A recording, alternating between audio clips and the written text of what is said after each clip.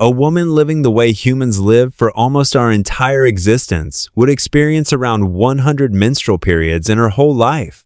A woman living in the modern industrialized world experiences closer to 350 to 400. That's not a small statistical difference. It's roughly a 3 to 4-fold increase in the sheer number of menstrual cycles a modern woman's body processes compared to the reproductive pattern her biology actually evolved under. Every woman who has ever lived has menstruated, roughly monthly, from puberty until menopause, minus pregnancy. That's the assumption almost everyone carries around, reinforced by decades of pad and tampon commercials showing a blue liquid dripping onto fabric every 28 days like clockwork. But that assumption was built entirely on the experience of one narrow slice of human history: modern industrialized women. And when researchers finally studied a population living the way humans live for almost all of our species' existence, the numbers didn't just look a little different. They look like an entirely different biological experience. The problem, once again, is that nobody could simply ask ancient women how often they bled. There are no surviving records, no diaries, nothing written down by anyone documenting their own reproductive history across a hunter-gatherer lifetime. So researchers did what they've done with other unanswerable prehistoric questions. They looked for a population alive today, living without modern medicine, modern contraception, or modern infant formula, close enough in lifestyle to offer a real, natural experiment. In 1986, biological anthropologist Beverly Strassmann began a long-term study among the Dogon people of Mali, a farming population in West Africa whose reproductive customs made them uniquely useful for this exact question. Dogon women use no contraception of any kind, and their culture requires them to spend every day of active menstruation in a designated hut on the edge of the village, visible to the entire community as a matter of custom. That requirement, uncomfortable as it may have been for the women involved, gave Strassmann something almost no other study population could offer: an accurate, publicly observable, day-by-day record of exactly when menstruation occurred, across an entire community, over years. What she found overturned the assumption almost completely. Dogon women between the ages of 20 and 34 experienced, on average, only about 4 menstrual periods every 2 years, not monthly, roughly 1 every 6 months. The reason was straightforward once you saw the data laid out. These women spent the overwhelming majority of their reproductive years either pregnant or breastfeeding, and breastfeeding at the intensity and duration practiced in a natural fertility population. Frequent nursing sustained over 2 to 3 years per child suppresses ovulation almost completely through a hormonal mechanism called lactational amenorrhea. No ovulation means no menstrual cycle.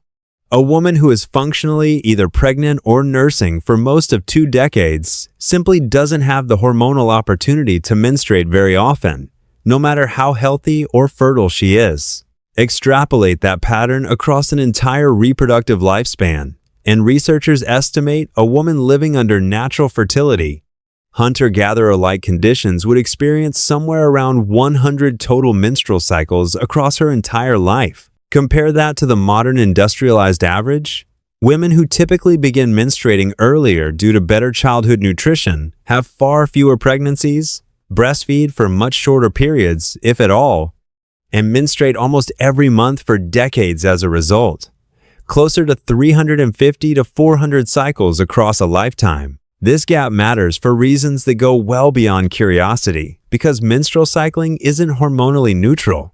Each cycle involves a rise and fall of estrogen and progesterone, hormones that, among many other functions, stimulate cell division in breast and endometrial tissue. Every additional cycle is, in a very real sense, additional exposure to those growth signals.